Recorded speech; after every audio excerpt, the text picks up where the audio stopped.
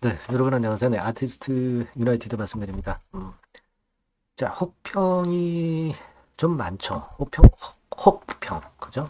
네, 혹평이 사실 과거 1편보다는 좀 많은 그런 상황이긴 합니다. 자, 그런데 우리가 간과하지 말 두 가지 부분이 있다. 저는 그렇게 생각이 듭니다. 자, 이 두 가지를 생각하면은 아티스트 유나이티드가 그냥 계속 거꾸로질 수 없는 그런 상황일 수가 있는데요. 자, 이런 부분들을 한번 알아보는 시간을 가져보도록 하겠습니다. 네, 그리고 영상 후반부에는 여러분들께 대박 종목 하나 말씀을 드릴 겁니다. 자, 시장하고 상관없는 쪽에서 꼭 대박 내시는 매매 좀 하시기 바라겠고요. 자, 아티스트 유나이티드 바로 말씀드리겠습니다. 구독, 좋아요, 알림 설정 어려운 가운데 성원해 주셔서 대단히 감사합니다. 앞으로도 여러분들께 좋은 영상으로 계속 여러분들을 위해서 많이 노력을 할 겁니다. 네, 많은 성원 지속적으로 부탁드립니다. 자, 지금 뭐 오징어 게임 관련해서 그 뉴스라든가 이런 부분들 전부 다 살펴보셨을 거예요. 그리고 실제로 여러분들이 영화를 보셨을 겁니다. 영화를 보셨을 거예요. 사실 1편이 워낙 좋았기 때문에 2편에 대해서 비평이 쏟아지는 것은 우리가 사실 뭐 익히 알고 있죠. 사실 뭐 보셔서 아시겠지만 좀 이야기가 정체돼 있고 날카로움이 좀 덜하고 너무 좀 설명적이죠. 제가 느낀 느낌을 말씀을 드리는 거예요. 너무 설명적이에요. 그러면서 시간을 좀 끄는 듯한 그런 모습이 있고 영화라는 게 사실 어떤 대화가 좀 없다 하더라도 복선이라든가 이런 어떤 그 상상력을 발휘하도록 해야 되는데 요게 좀 부족했다 이렇게 생각이 듭니다. 다만 이제 지금 제가 볼 때는요 두 가지 부분이 기대할 요소가 있다라고 이제 말씀을 드렸습니다. 그걸 생각을 해봐야 되는데 요 두 가지 부분 전에 우리가 당장은 뭘 생각하셔야 됩니까? 1월 5일에 골든 글러브 작품상 후보에 오른 거. 자, 이런 건들이 개봉되고 급락했던 아티스트 유나이티드의 반전을 보여줄 그럴 계기가 될 수도 있어요. 1월 5일에 LA 비버리 힐튼 호텔에서 열리지 않습니까? 네, 물론 그 전에 여러 후보에 올랐던 거에 못 미칩니다. 네, 하지만 뭐 노출이 되고 나서 주가가 급락을 했기 때문에 하나의 반전의 계기로 작용이 될 수 있다는 걸 생각하셔야 되겠고요. 그 다음에 이제 중요한 두 가지는 저는 이걸 좀 말씀을 드리고 싶습니다. 자, 그러면 아티스트 유나이티드가 오징어 게임권으로 해서 과연 시세를 크게 올렸었느냐? 네, 이 부분을 생각해 봐야 돼요. 그죠?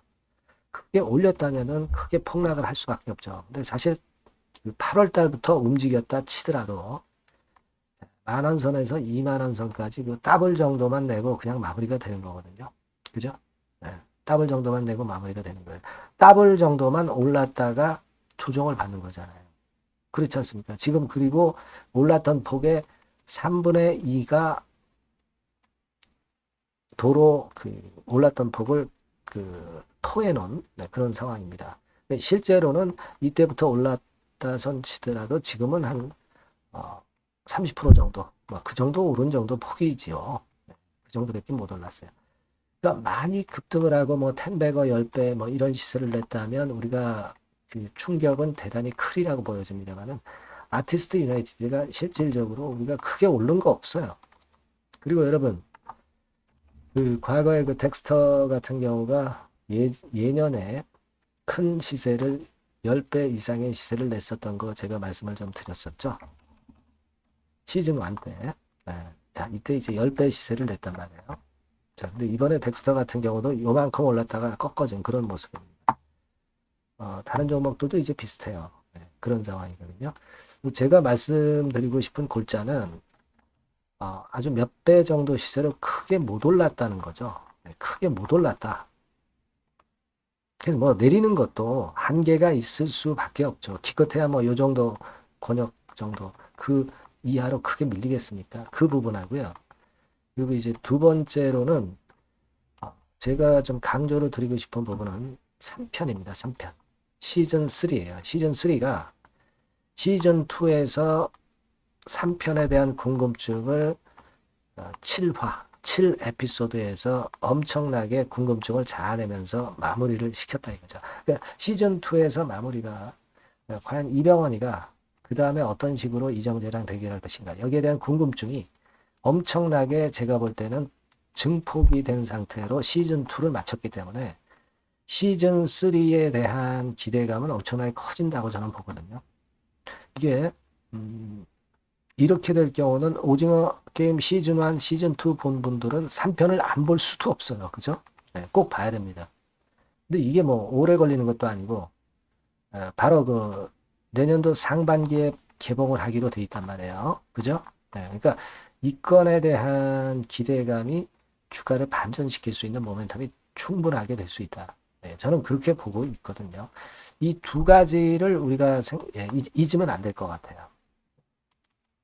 그렇다면은 기껏해야 뭐 낙폭이 밀려봐야 뭐 요 정도, 그죠? 그리고 그런 건으로 해서 시세를 내는 게 슬슬 또 출발이 될 수가 있다는 걸로 생각을 해보셔야 돼요. 뭐 몇 배 시세를 냈다면 모르겠습니다. 하지만 그런 시세를 못 냈거든요. 그러니까 낙폭도 제한적일 수밖에 없다는 논리하고요. 시즌 3에 대한 기대는 오히려 제가 볼 때는 엄청나게 지금 현재 폭증하고 있다. 그러니까 시즌 3도 관객을 끌어모으려고 일부러 시즌 2를 이런 정도로 마무리한 게 아니냐, 이런 생각이 저는 듭니다. 그렇게 좀 말씀을 좀 드리고 싶어요. 그렇게 생각이 됩니다. 그래서 그런 정도의 마인드로 대응하는 게 좋겠고, 요 강론 있죠, 강론. 그러면 우리가 이 다음에 매매는 어떤 식으로 강론을 짜서 해야 될 것인가, 이 부분은 제가 장중에 시세들을 보면서 여러분들한테 힌트를 드리고 정보를 드리고 사인을 계속 지속적으로 드리면 엄청 도움이 좀 되실 것 같아요. 그렇게 생각이 됩니다. 그래서 여러분들은 꼭 이 번호로 아티스트 유나이티드 이렇게 꼭 문자를 주세요. 제가 최선을 다해서 정보와 사인을 좀 드리고요. 소통을 하고 추천도 드리고 그런 식으로 케어를 하면서 끝까지 여러분들을 위해서 최선을 다해보겠습니다. 꼭 문자를 주세요. 문자 주셔야 제가 여러분들에게 연락 드릴 수가 있습니다. 그렇게 말씀드릴게요. 자, 그리고 제가 대박주 말씀드린다고 그랬어요. 요거 말씀드릴 거니까 말씀 잘 듣고 꼭 대박 내시기 바랍니다. 네, 여러분, 시장이 참 어렵습니다. 어렵기 때문에 여러분들은 시장과 상관없이 진짜 독특한 매력을 지닌 비시장 관련주를 해야 합니다. 요 대박주를 제가 오늘 말씀을 좀 드리고자 합니다. 실적이나 재무도 확실하면서 독특한 장점이 있어서 국내 상황에 상관이 없이 시세를 낼 수 있는 종목, 이 종목을 해야 돼요. 그래서 오늘은 그 건과 관련된 독특한 종목을 하나 갖고 왔어요. 이 대박주를 지금부터 소개해 올리겠습니다. 자, 여러분, 이 주가 자체는요, 부담이 안 가요. 1,000원에서 한 5,000원 정도입니다. 그러니까 여러분 어떻겠어요? 좀 가벼운 맛이 있겠죠. 근데 보통 여러분들이 그냥 1,000원에서 5,000원짜리 종목이면 야, 그거 뭐 재무도 형편없고 실적도 형편없을 거 아니냐, 이렇게 생각하실 수가 있는데, 여러분 섹터가 우량 중형주에 속해 있고요. 시총이 벌써 3,000억 내지 6,000억 간다. 그러면 이걸 저가 주면서 부실한 종목이라고 할 수 있겠습니까? 절대 그렇게 얘기할 수 없어요. 자본 총계, 그러니까 이 회사의 재산도 보시면은요, 5,000억에서 한 9,000억 정도 가는 종목입니다. 그러니까 여러분들이 생각하는 부실 잡주하고는 차원이 좀 틀리다. 저는 그렇게 보고 있고요.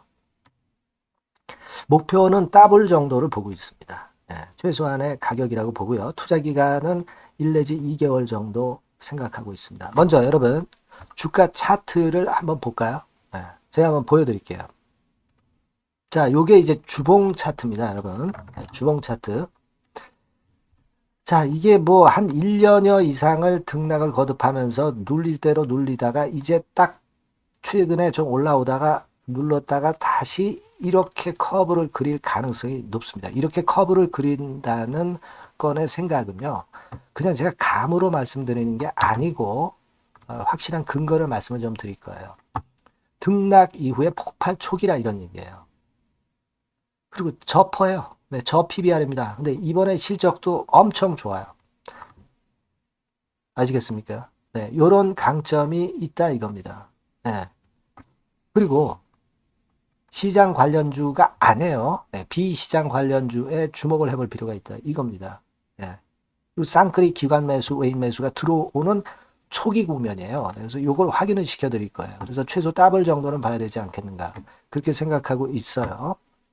자, 월봉 차트는 되게 이런 모습입니다. 월봉 같은 경우도 눌려서 결국 여기서 시세를 내면은 최소한 여기까지 가고 이걸 돌파할 가능성도 높죠. 그 독특한 강점 때문에. 예. 자, 그럴 수 있는 종목이다. 이런 얘기입니다. 그래서 요건과 관련해서 제가 말씀을 드리자면은 최대 강점은 비시장 관련주고 시총이 작고 하니까 가벼워요. 가볍습니다, 여러분. 상장 주식 수가 뭐 엄청 많은 종목이 아니에요.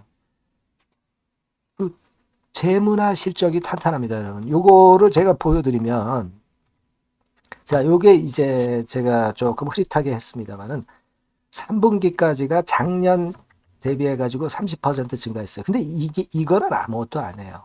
4분기 실적이 폭증이 여러분 예상이 되는 거예요. 왜 4분기 실적이 폭증할까?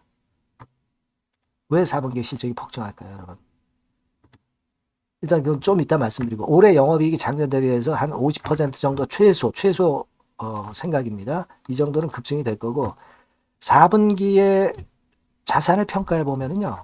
결산이익이 대폭 급증할 가능성이 높아요.